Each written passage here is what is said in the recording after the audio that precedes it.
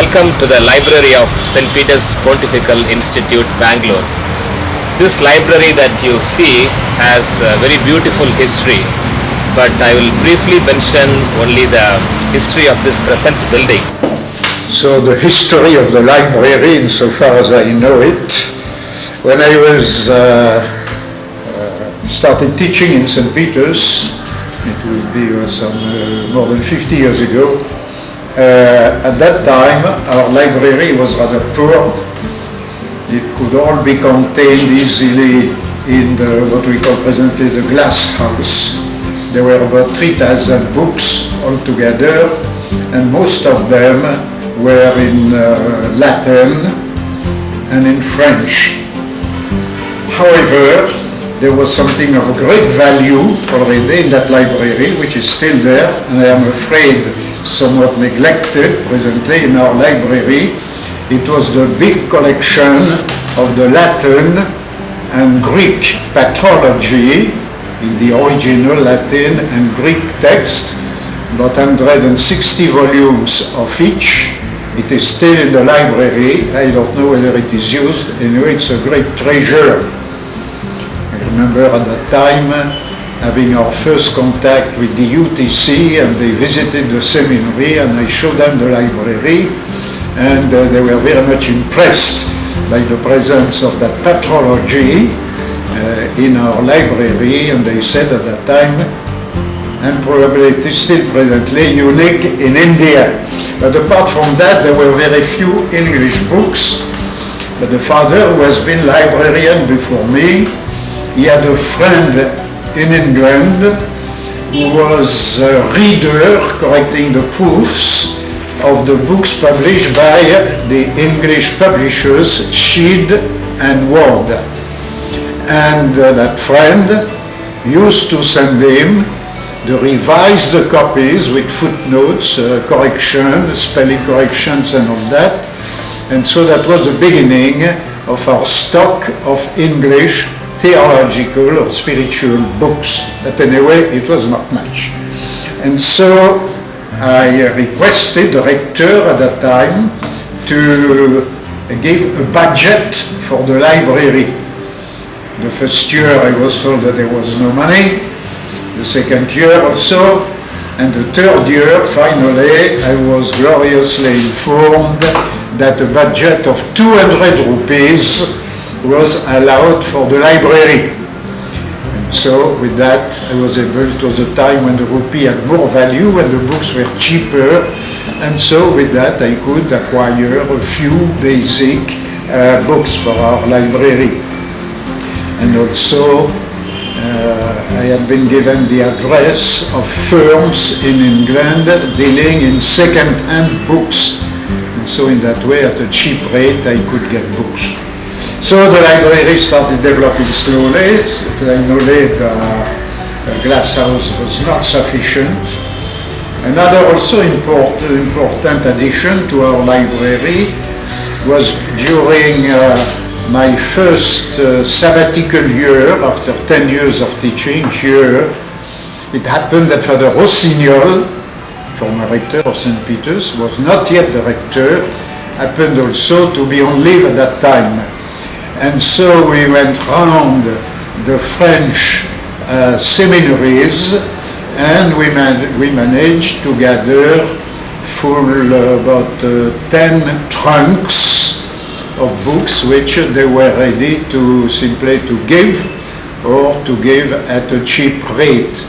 And so since we were coming by ship, I came along with 10 boxes of books which I had gathered from the French seminaries. And even in the customs in Bombay, I had some problem with those 10 boxes. The custom officers would not believe that I would be able to read that I was in need of 10 boxes of books, and tried to explain to them that it was for the library of the seminary. They asked me what was a seminary. Well, finally, I managed to get through my 10 boxes of books. So by that time the library had developed, and the glass house was no longer able to contain all those books, and so we shifted the library, when the new building was put up in the early 60s, there was the floor where presently there is the Bible Museum, and so the library was shifted there, and it was for quite a few years it was used there as a library. So by that time we might have reached about 20,000 books, because additional budget was sanctioned for the library.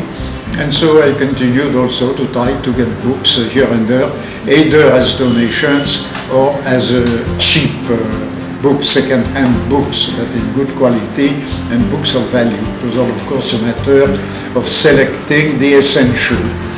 Then when our seminary became a theology faculty, by that time I had handed over to a more junior father, which was Father Michael Augustine, who became afterwards Archbishop of Pontifical, and he was the librarian, and it was during his tenure as a librarian that we started building the present library building, and from that time onwards, it is the present history. There is regular budget, which is assigned, and substantial budget. It's never enough, since books are more and more costly, but anyway, it's a substantial budget which allows us to keep up with the development of production of theological books in all the special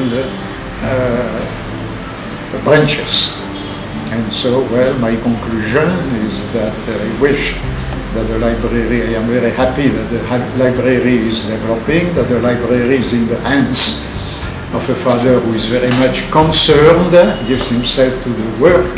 I'm very happy about it, and so I wish that the library continue to develop, and I wish mostly that the library may be made use of properly by the students and by the staff as well. Thank you. This new library was built in the late 1970s during the time of Bishop Michael Augustine when he was rector here, and Reverend Father Anthony Joseph from the Diocese of Kumbakonam was appointed as the first librarian in this present location. So this structure that you see was constructed in 1970s. Come on, let us go inside and I will show you different sections that we have in this beautiful library. This is one of the biggest and the largest theological libraries in Bangalore, and we have lots of rare collections in biblical theology, canon law, liturgy, and various other fields in theology and philosophy. Now, as we come to the library, we want to give a very pleasant ambience at the entrance itself. So we have a nice garden maintained by our staff and students, the library staff and the students who work here every day evening. We have flower plants, and this side we have small vegetable garden, and this gives a nice atmosphere, very pleasant atmosphere as we come inside. Come, let us go inside the building. This is the main entrance for the library, and all the library users should pass through this gate and they exit through the gate. There is no other entrance. So when they come inside, we have a beautiful presentation and lots of facilities. First of all, on this side we have the statistics board. This gives information about all the books and reviews that we have, number of users each month. So the statistics helps us to understand the nature and characteristic of this library. On this side we have a small locker facility where the students are supposed to keep their bags and all their personal belongings. They are allowed to take only laptops and papers, pens inside. Other things are not allowed. And if they need to take anything, they need to get special permission from the library staff at the circulation desk. Now at the entrance we have this unique system, what we call biometric entry system. So this one, all the fingerprints of the staff, faculty and students are enrolled. So by pressing the finger, you actually sign up. It is like a swiping the library card, and sometimes students forget to bring the library card, but thumb we can never forget, right? That's why we sign with the thumb. So all the information comes to the computer of the librarian, so that the librarian can know how many users are coming to the library, and it is very helpful for the future planning to improve certain sections, which class is using the most the library.